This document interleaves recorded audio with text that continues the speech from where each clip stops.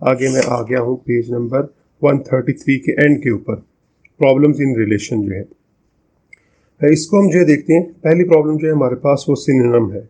Synonym problem जो है ये क्या होती है, इसके लिए आप पहली लाइन के तकरीबन एंड पे जाके लिखी हुई है definition. A synonym is created when two different names are used for the same information और एट्रीब्यूट।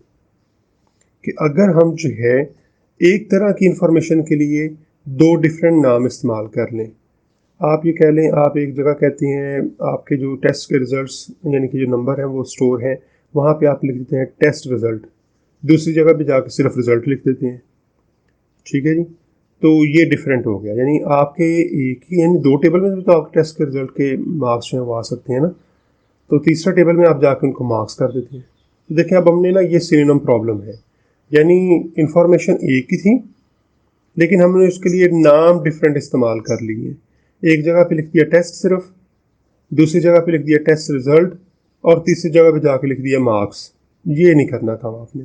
अगर एक जगह टेस्ट लिख दिया, दूसरी जगह पे टेस्ट और तीसरी जगह पे टेस्ट, अगर एक जगह मार्क्स लिख दिए, दूसरी जगह पे भी मार्क्स और तीसरी जगह पे भी मार्क्स ही आपने उस कॉलम का नाम इस्तेमाल करना है।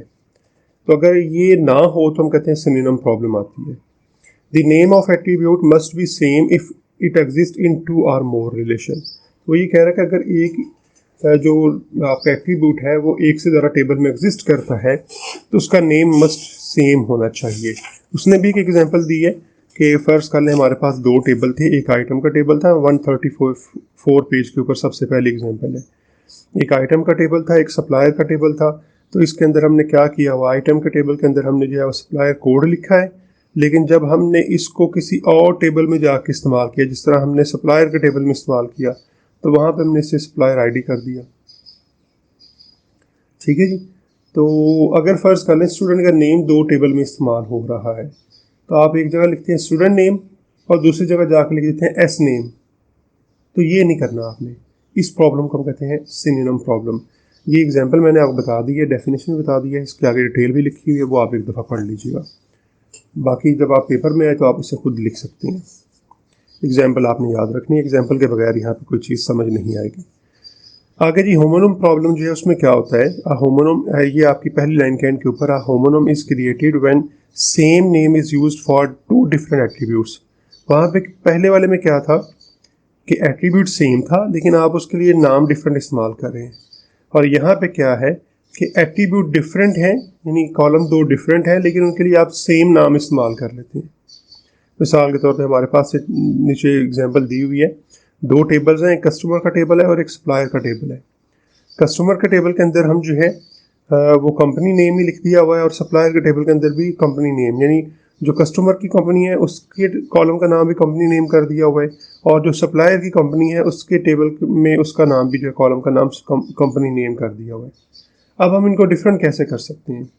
डिफरेंट ऐसे कर सकते हैं कि हम जो है वो कस्टमर के टेबल के अंदर जो है कंपनी नेम इस तरह लिखने के बजाय हम कर दें customer company, customer underscore company कर लें, और सप्लायर के टेबल में हम क्या कर लें सप्लायर अंडरस्कोर कंपनी। तो इससे हमें समझ आ जाएगी कि ये जो हमारे पास कस्टमर कंपनी में कस्टमर की कंपनी का नाम लिखा हुआ है और सप्लायर अंडरस्कोर कंपनी में सप्लायर की कंपनी का नाम लिखा हुआ है।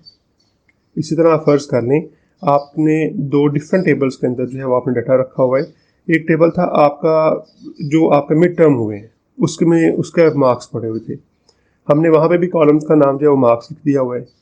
और एक आपका टेबल है अलग से बना हुआ है जिसमें यूनिवर्सिटी के जो एग्ज़ाम हुए हैं उसके मार्क्स लिखे हुए हैं। अब दोनों जगह अगर हम मार्क्स ही लिख देंगे तो फिर आपकी ये वाली प्रॉब्लम क्रिएट हो जाएगी जिसे हम कहते हैं होमोनिम प्रॉब्लम। इसको हल कैसे करेंगे कि जो आपका कॉलेज के अंदर मिड टर्म्स हुए हैं उनके मार्क्स को आप कर लें मिड मार्क्स, यानी कि ये मिड टर्म के मार्क्स हैं। और जो दूसरा टेबल है हमारे पास जिसमें यूनिवर्सिटी का रिजल्ट लिखा हुआ है उसमें आप कर लें फिर फाइनल मार्क्स, यानी या फाइनल टर्म मार्क्स कर लें या फाइनल मार्क्स कर लें। तो इस तरह क्या होगा कि आपका डाटा दोनों डिफरेंट है, क्योंकि मिड के मार्क्स 40 होते हैं, फाइनल के मार्क्स 60 होते हैं। तो अब ये दोनों डिफरेंट कॉलम हैं, लेकिन हमने जब इनके नाम सेम रख देंगे दोनों जगह पे, यानी यहाँ पे मार्क्स लिख दिया वहाँ पे भी मार्क्स लिख दिया, तो फिर काम ठीक नहीं होगा। तो आप इनके नाम जो है डिफरेंट करते हैं, चूँकि इनमें डाटा डिफरेंट पड़ा हुआ है। तो आप कर दें मिड मार्क्स और वहाँ पे कर दें फाइनल मार्क्स। तो इस प्रॉब्लम को हम कहते हैं ये फिर होमोनम प्रॉब्लम है, और इसको सॉल्व हम किस तरह करेंगे कि जब दो डिफरेंट कॉलम हों तो उनके नाम भी डिफरेंट रखेंगे, सेम नहीं रखेंगे। तीसरी प्रॉब्लम आ गई हमारे पास रिडंडेंसी प्रॉब्लम जो है। रिडंडेंसी आपने पहले भी पढ़ी हुई है, पहली लाइन में इसकी डेफिनेशन भी लिखी हुई है अगर आप करना चाहें, कि redundancy means duplicate of data in same और मल्टीपल फाइल्स। इसने सेम तो नहीं लिखा हुआ, तो आप इसके अंदर ये लिख लें इन सेम और मल्टीपल फाइल्स। ये रिडंडेंसी की डेफिनेशन हो जाएगी। अगर कहीं पे आपने पहले याद नहीं की हुई तो आप यहाँ से याद कर लें।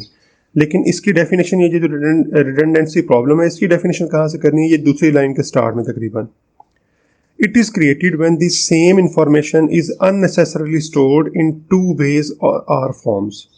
यानी हम एक तरह की इंफॉर्मेशन ही दो जगह पे डिफरेंट तरीक़ों से स्टोर कर देते हैं। उसने नीचे एग्जांपल दी हुई है, एग्जांपल समझ लें कि हमने फ़र्ज़ कर लें एम्प्लॉय की जो है वो एज के बारे में इंफॉर्मेशन लेनी है, तो हम या तो उसकी एज स्टोर कर लें या उसकी डेट ऑफ बर्थ स्टोर कर लें। अब आप कहेंगे सर हमें यहाँ पे दोनों की ज़रूरत भी पेश आ सकती है। बिल्कुल आ सकती है, लेकिन आप एक की मदद से दूसरे को आसानी से फाइंड कर सकते हैं। मिसाल के तौर पे आपने अगर डेट ऑफ बर्थ स्टोर कर ली हुई है तो आपने एज कैलकुलेट करनी है, तो आप क्या करें, डेट ऑफ बर्थ जो आपने स्टोर की हुई है आज की डेट में से उस वाली डेट को माइनस कर दें, तो आपके पास जो है उसकी एज निकल आएगी, ईयर्स में, मंथ्स में, डेज में निकल आएगी।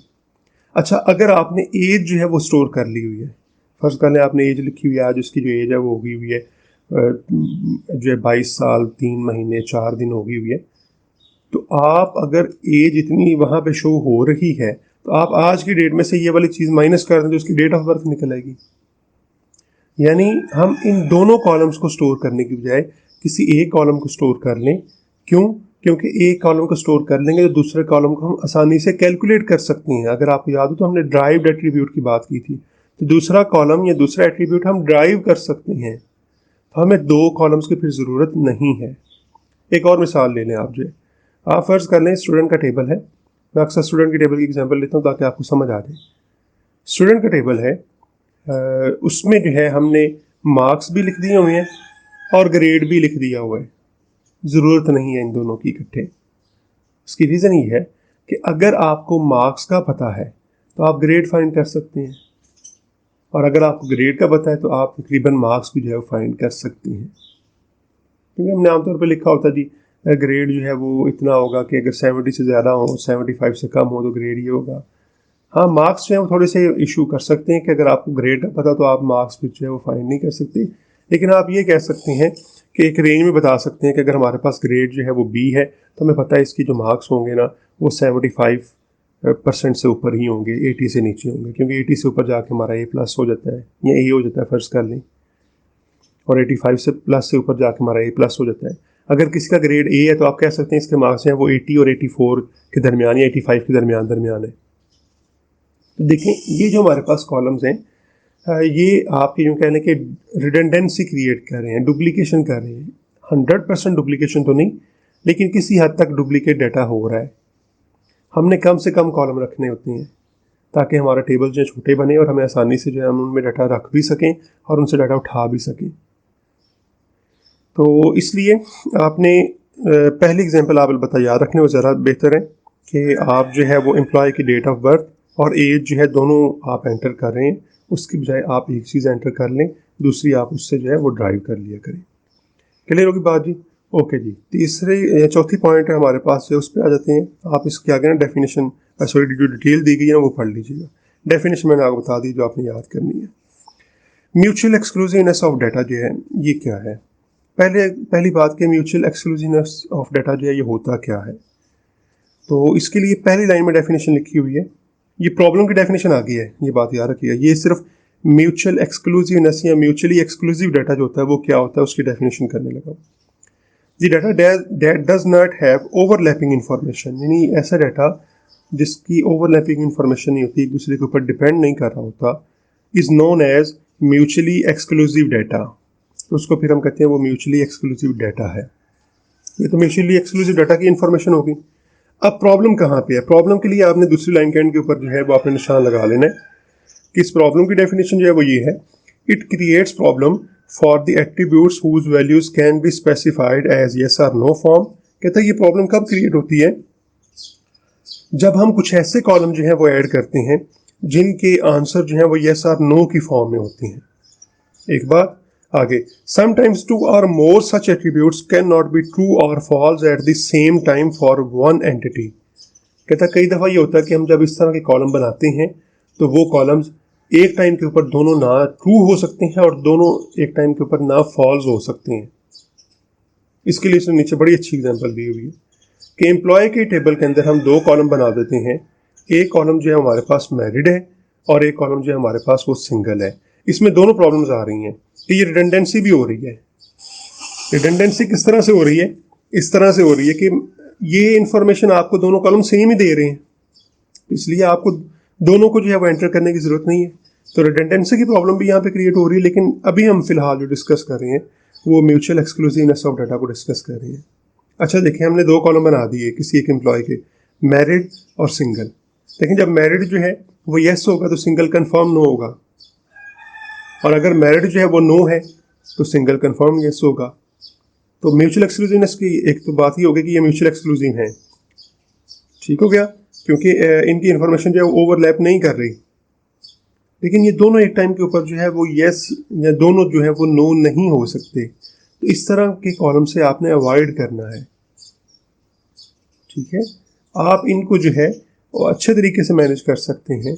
अच्छे तरीके से जो है मैनेज क्या कर सकते हैं, बजाय इसके कि आप ये दो कॉलम्स बनाएं मैरिड और सिंगल, आप इसकी बजाय ना एक कॉलम बना लें, मैरिटल स्टेटस आपका कॉलम बना लें और उसमें इनको वैल्यूज़ के तौर पे इस्तेमाल करें। जो आपने दो कॉलम्स बनाए ना जिनमें आपने यस नो आगे लिख रहे हैं, उसकी बजाय आप कॉलम बना लें मैरिटल स्टेटस, और उसमें आप इनको, ये जो दो कॉलम ऊपर हमने अभी डिस्कस किए हैं, इनको वैल्यूज़ के तौर पे इस्तेमाल करें। यानी वहाँ पे लिखें मैरिटल स्टेटस क्या है, या तो मैरिड है या सिंगल है। यानी यस नो वाले कॉलम से अवॉइड कर दें आप जो है, क्योंकि वहाँ पर रिडंडेंसी की प्रॉब्लम भी आ सकती है और यही म्यूचुअल एक्सक्लूसिव की जो है वो भी प्रॉब्लम आ सकती है। दोनों एक टाइम पे यस या दोनों एक टाइम पे नो नहीं हो सकती। क्लियर होगी बात जी? तो इसको फिर हम कहते हैं ये म्यूचुअल एक्सक्लूसिवनेस का जो है वो प्रॉब्लम है। एग्जाम्पल अलबत्ता आपने जो है वो ज़रूर कोट करनी है। एग्जाम्पल के बगैर आप इनको जो है ना डिफ़ाइन करेंगे और ना कोई समझ सकेगा, इसलिए एग्जाम्पल आपने इसकी हमेशा साथ लाजमन जो है वो एंटर करनी है। तो ये जो चारों हमने प्रॉब्लम्स देखी हैं, इनको आपने अच्छे तरीके से जो है वो याद कर लेना है। इनकी एग्जाम्पल्स जो है वो याद रख लेनी है और रट्टा भी साथ लगा लेना, ताकि आप पेपर के अंदर जो है वो इनको लिख सकें। उम्मीद है आपको इस चीज़ की समझ आ गई होगी। अगर कोई प्रॉब्लम होगी तो आप ऑनलाइन सेशन में मेरे साथ डिस्कस कर लीजिएगा। ओके, अल्लाह हाफिज़।